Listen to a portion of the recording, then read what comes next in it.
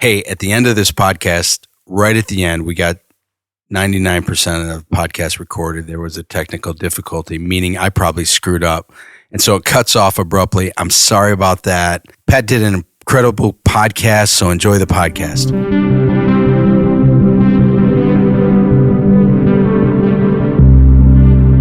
Welcome to the Live Compelled podcast. This is Nate Ellerton, and I'm here with Pat Hogan in my wood carving shop in downtown Temperance, Michigan. Hey, Pat, welcome to the shop. Hey, thanks for having me. And welcome to the podcast. We've been doing a series called Stories where I've just been interviewing people, hearing how they came to Christ, hearing what God has been showing them. And the purpose of it is to encourage you, but also so you'd share this episode with somebody that needs the Lord or somebody that is seeking truth in life, and that someone's story of how they came to Christ would encourage them. But I know it'll be an encouragement to you. And so with me is a longtime friend. We go all the way back to before we even moved here. And Pat and Mary Ellen Hogan were the first couple that came to, back then, Bedford Christian Community. That's right. But before we dive into all that, Pat, tell us a little bit about you and your family. All right. Yeah, I'm currently retired. Good job. Yeah, made it. My wife and I moved back here. We retired in California. We worked for the government. Long story how we got to that point, but we just retired back. We live in Genoa, and we're coming back to the church after like 15 years, I think, and coming back to where it all started. So got 4 kids, bunch of grandkids. Life's good. Yeah, that's awesome.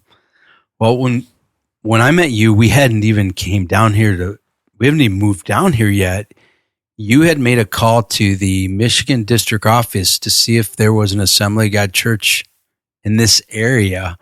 So I know before that, the Lord was moving into your life. Like, share a little bit of how you found Christ and what you were like before you found Christ, maybe, and then how God came into your life. Yeah. It's a great story. I mean, everybody's testimony is great in its own way, but so I worked for Pepsi in Detroit, and it was a brand new facility, and they set us up on the quote unquote Japanese principle. So you operated, you maintained, and you cleaned your equipment through 3 shifts. And as part of that system, we also helped with hiring and firing and training and just everything. And I was on we were hiring like for 3 positions, putting in a new line, and I was on the hiring committee. And so they teamed a manager with an employee. And so we interviewed for a couple days, and a particular fella came in that when I interviewed him, he had actually worked as a temporary employee out in the recycle area. Mm-hmm. And I was a little hard on him because I thought he should have at least tried to clean himself up before he came in. He was still dirty. He was a mess. Mm-hmm. And he was very flippant with his answers, not in a disrespectful way, but just in a, I guess I don't know, the Midwestern in me said that he should be a little more humble and a little more driven to try and get this job. It seemed like he didn't really care to me. Mm-hmm. So I didn't rate him real well. At the end of the interview sessions, we all came back together, and I think there was 10 of us, and then started comparing scores. Mm-hmm. This particular fellow, I torpedoed him. I think he had like a 5 out of 100 or something. I mean, I just tried to make it where he couldn't get hired. And but everybody else loved him. So he ended up actually being like the number 2 choice, and he took the position. And I'm like, oh, well, somebody will have to deal with that guy, Mm-hmm. And that somebody was me. He got assigned to my department, and I was the trainer for my department. So right away, once he started, he came to work his first day with a Bible in his hand, and I'm like, oh yes, I'm going to have some fun with this guy, because I didn't believe, and I had no background in Christianity or any religion for that matter. We just didn't do it. And so long story short, as I'm training him, I find him to be actually a very nice guy and smart, was picking up the stuff quickly. And I have a little bit of a sense of humor, so I would try and trip him up and play around, ask all those crazy questions like, can God create a stone that's too heavy for him to lift? And, just that kind of stuff. And Good question. the thing, right, the thing that kind of drew me more to him is he never tried to BS me with anything. He just, if he knew the answer, he could pull it right out of the Bible and show it to me. And if he didn't, he would tell me, I really don't know the answer to that. And that was so unexpected for me because I just assumed there would be just an attitude of, you got to believe me kind of a thing, just to BS me. And so honestly, he trained for 90 days and the last day before he was to do his test, his actual written test and everything, it was a Friday. And I asked him something, I don't even remember what it was, a dinosaur question or something. And he's like, he goes, it's always the dinosaurs. But he's like, Pat, what you really need to do is you just need to get alone somewhere and you just pray and ask Jesus to come into your heart. And if something happens, then you know it's real. And if nothing happens, you come in Monday and tell me. And I'm like, oh yeah, and laughed it off. So Sunday evening, I was, getting ready for bed, and I'm, 3 young kids, and just crazy house, and the only place I can get any peace and quiet is in the bathroom. So, Standing at the sink, I'm like, do I want to do that? Do I really want to do that? Yeah, I'm going to do it. It'll be something to have fun with on Monday when I go back into work. And never been to church, never prayed, didn't really know how to do it, but I saw on TV, you kneel and you cross your hands and all that, and so I did that. The toilet was the only altar type thing sitting there. So I just, put my elbows on there and I'm like, okay, Jesus, if this is real, come be my Lord. And for any of your guests that are saved, they know, when you invite God in, things change. Mm-hmm. And the wave of peace and, just the supernatural calmness that comes with that was like nothing I'd ever experienced. So I went back into work Monday, and he was already there. When I came around the corner to where we worked at, he looked at me and goes, "You prayed that prayer?"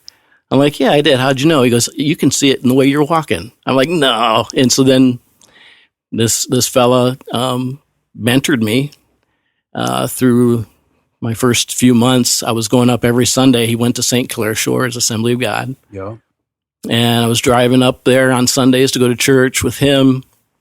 And Mary Ellen, my wife, started coming with the kids, and she gave her heart to the Lord on Christmas Eve service. Wow.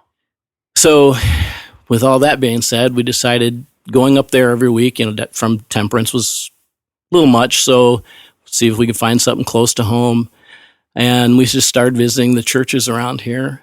And we had went to one of the local churches here, and it was real similar to what we were kind of used to, and thought, well, maybe that's the place. And so as we went home, I'm like, I'm going to call the district just to see if there's anything. Unbeknownst to me, there was an AG church literally like 5 miles in Ohio, but I never knew it was there. I think it's a God thing. I really do. Mm-hmm. Called, got a hold of Hugh Duncan, and explained the situation. He's like, there's a guy. He's coming down there to plant a church, and he gave me your phone number. Yeah. And we hooked up, and the rest is history. we for richer or for poorer, we've been together. Yeah. And it's such an amazing sovereign hand of God on a guy that you didn't even want to work with. Yep. Was the guy that the Lord used to change your whole life. Yeah. Everything about it changed with that. And, once I left Pepsi, we left the area to take other positions, and he also did. And we kind of lost track of each other, and we actually reconnected last year. Oh, did you? Yeah. Yeah. It was just like nothing ever changed. Like we had seen each other yesterday kind of a thing. Awesome. It was very, very cool. God still has his hand in that relationship. Yeah. And I believe he still has his hand in our relationship. Right. And, it's just been a good ride. Yeah. So when we planted the church and Wendy and I came down here, literally it was us, Pam and Mike, you and Mary Ellen. Mm-hmm. If I knew no one else was coming to something, I knew there'd be 6 at least, and our That's right. kids. That's right. And being a new Christian, joining a new church that had pretty much nothing. We had nothing to offer. I just We didn't have a building. We didn't have a broom. I just knew it was right. Yeah. Me and Mary Ellen prayed about it, and and I think there was a few different things God used. We're similar in age. And I was pretty outgoing. And so when you're like, hey, can you pray for this? I'd be like, sure. Or, hey, we're going to go to the trade fair. You want to help? Yeah, sure. Because I didn't have any preconceived notions about what a Christian is and isn't. And so when I read the Bible for the first time, it was all new to me. I remember, Christmas Eve service that first year when Mary Ellen got saved, singing Christmas carols in church and realizing that they were actually about Jesus. I never put that together before. That's how unchurched I was. Wow. And so it just, I don't know. It was just the way it was supposed to be. God was always involved, and I just knew. You know the touch of God on things, and I was talking to a fellow the other day that we talking about how we grew in the bingo hall. Right. I mean that God was involved in that. Oh my gosh, I can't believe anybody came. It was like we were having church in an ashtray. It was terrible. Seriously, oh man, that was back when people could still smoke. For our younger listeners, like they smoked and played bingo, and we had to air the place out, and which we never really was completely successful in doing. No, just smelled like orangey cigarettes, orange spray, and smoke and cigarettes, and I think we got to like 50 people over there. Yeah, we grew. So, your whole first board ended up joining at that point in our development, and it was just God was involved. And when God's involved in something, it's pretty easy to also be involved, right? And that's how it was for me. And so nothing was too big, nothing was too little. It was just God needs it done. Let's do it. Yeah, we got to walk through. I was here painting, part time and doing that, and you were working at Pepsi, and then. Seeing God's hand as we started running the Episcopalian church and all the odd interactions we had there. and then them dissolving and the church not wanting to sell, and then seeing the church sell and raising that money. Like, I can't tell you what an encouragement you and Mary Ellen were those first few years that we knew. We had you guys, we had the Hardys, we had some other key families, but you guys were at everything. You did everything. Yeah. Helped Rick when he started the youth group. Yeah. And just, I didn't know this at the time. I know this now. But if you feel disjointed or lonely or, in search of something, go where God's working. Mm-hmm. When you go where God's working, you will find happiness. So, and I know we did the Henry Blackaby study that first year. Too. Yeah. I'm experiencing God, which is what we were doing when God solidified our call to come down here.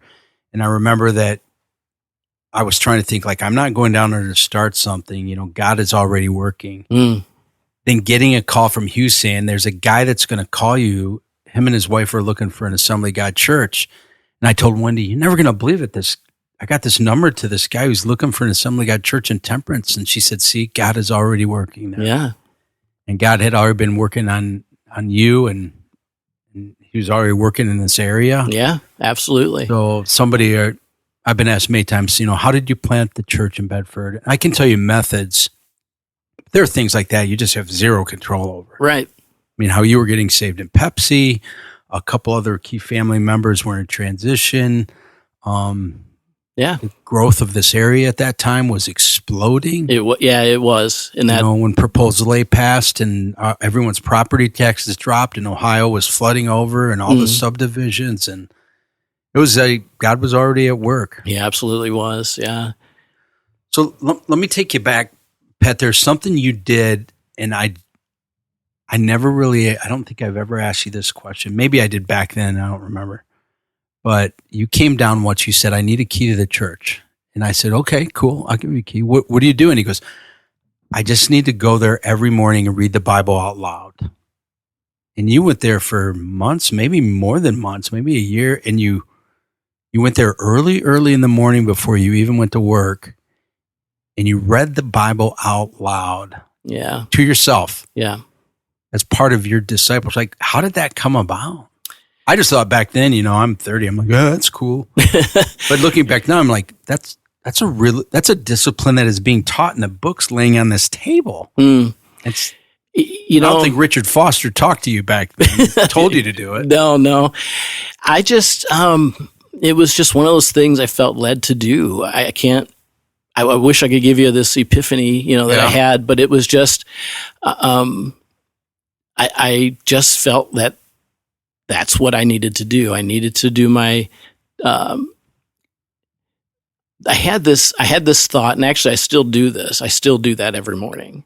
But I had this thought that hearing it audibly would sink into my spirit better. That's probably just a personal thing, but it does. It helps me to retain what I read. It helps me. It helps me to feel like I'm praying the scripture. Yep. And I still do that every morning as part of my. Thinking back now, I don't think you were going to work. I think you just came home from work. Did you work nights? Yeah, I worked nights. Right. So I would swing in after work, and I wish I had the what's the word I'm looking for? The carefree ability to just do something when God tells me to do it that I had then. Right. I still am I try to be very obedient. Right. But back then, if I felt God told me to do something, I just did it. Right. And never questioned it. And that was one of those things. I just felt, if I do this, I'm going to just absorb more of the Lord. I wanted the Holy Spirit's work in my heart and in my life. And neuroscience proves it. You saw it, you read it, you spoke it, you heard it. Yeah. You used a lot of senses in that, like reading out loud like that. Yeah, there's nothing I ever really, was thinking about in that manner. I just go back to second grade and we moved our lips. We got slapped upside the head by Mrs. Weeks, like, read quietly, don't move your lips. And now you should not only move your lips, you should say it out loud in your mind and heart and spirit. And then you were even practicing a form of Lectio Divina. You were praying the scriptures. Yeah, I didn't know it then, and actually hadn't really heard that term until I moved back here this time, last year. It very informally, right. There's the structure is a little more free flowing than some of the teachings, but I feel God in it better that way. Yeah. And so that's just how I've done it. I've never been a really great reader. So that took some time and it's helped me to improve that way too, scientifically, I guess. But, that's just how I do it. Yeah, that was pretty cool. Yeah. Very cool. And so in anybody's Christian life, you got seasons. Speak to someone listening that is in a season of dryness or a season where they love the Lord. It's in their heart, but just the motivation or the connection. I know you experienced that season. Like, how could you encourage? What I would say is it's one of those times where you have to, that's one of those times where you have to put your feelings aside. Been there, like you said, where it was dry, I kind of drifted away a little bit and never stopped believing, knew God was still God. Mm-hmm, mm-hmm. My mantra was, I'm a Christian, I'm just not a great one. Mm-hmm. And, I'd get a chuckle out of that from somebody. But the reality is, when you start feeling dry, when you start feeling like worshiping is a chore, the best thing you can do is draw closer. Mm-hmm. Mm-hmm. Find a mentor, find somebody that can maybe help you in this season to maybe redirect you a little bit. Somebody that you can just vent to. Sometimes, like in my case, the stuff that caused me to drift away was really just all stuff in my own head. It was my own interpretation of things that really wasn't happening. And, I started taking offense to a couple of things that I shouldn't had. But I didn't know that then. On hindsight, I can look back and go, oh, yeah, that was dumb. But then it seemed very real. Sure. And if I would have had a person at that point that I felt I could do that with, might have completely ended right then and there. But that's the key. It really is just draw in closer. When you feel distant, draw in closer. When you feel close, draw in closer. It is really the answer for it all. The one thing, having that time where I, drifted a little bit, coming back, I have a sense of depth and gravity of what sin really is now that I didn't really have in the beginning. I got saved and I understood Jesus, saved me from my sin, but I don't think I really had the depth of knowledge of what sin really means to God. Every sin is worthy of death. Not just, there's no little sins. There's no big sins, there's no little sins. It's all bad. Coming back in, drawing back in, and rededicating myself to the Lord helped me to understand that in a way that not in a condemnation sort of way, but in a way that has deepened my relationship. It's the sacrifice of Christ is so much more. It has so much more meaning to me. I knew his sacrifice and all of that, but the depth of emotion and just the depth in my spirit that I feel now, I didn't have before. So if there's a good thing about falling away, it was that. Yeah. But if I had my druthers, I would have just stayed. Sure.